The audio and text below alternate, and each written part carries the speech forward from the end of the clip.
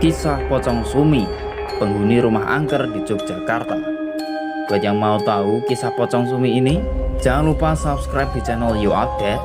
Jangan lupa juga like, comment, share videonya hanya di channel You Update.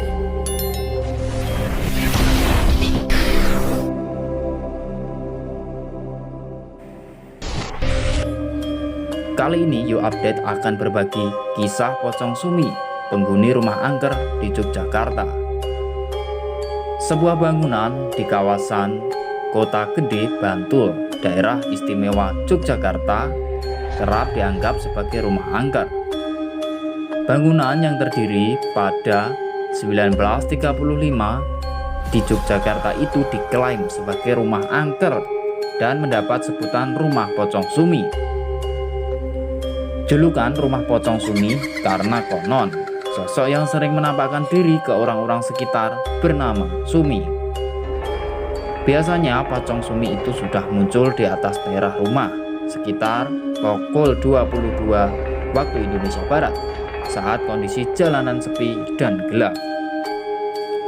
Sebenarnya tidak hanya Pocong Sumi yang dianggap sebagai penghuni rumah angker di Jogja itu. Ada pula kuntilanak, gendruwo, ular dengan mustika di kepalanya, serta noni-noni Belanda.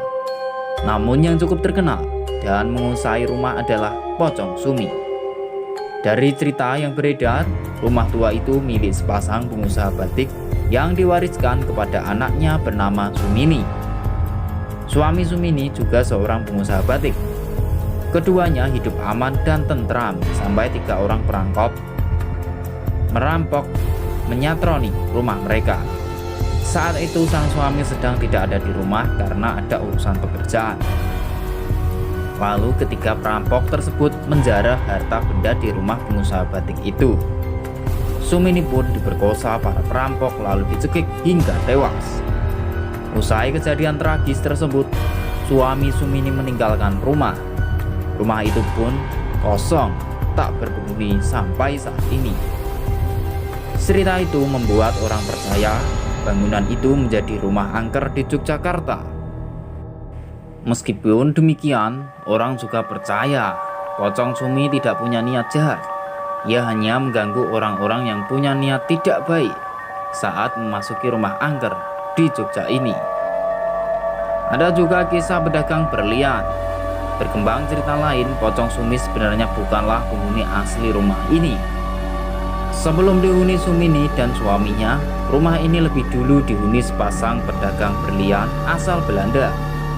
Konon karena terjadi kesalahpahaman, sang suami membunuh istrinya sendiri dengan cara yang sangat keji.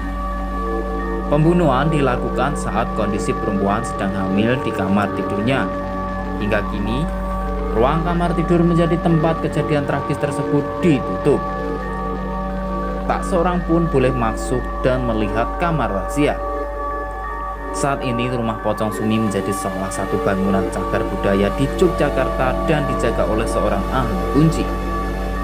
Meskipun memiliki aura mistis yang cukup menyeramkan, rumah Pocong Sumi menjadi salah satu destinasi yang cukup banyak didatangi oleh bersuah foto.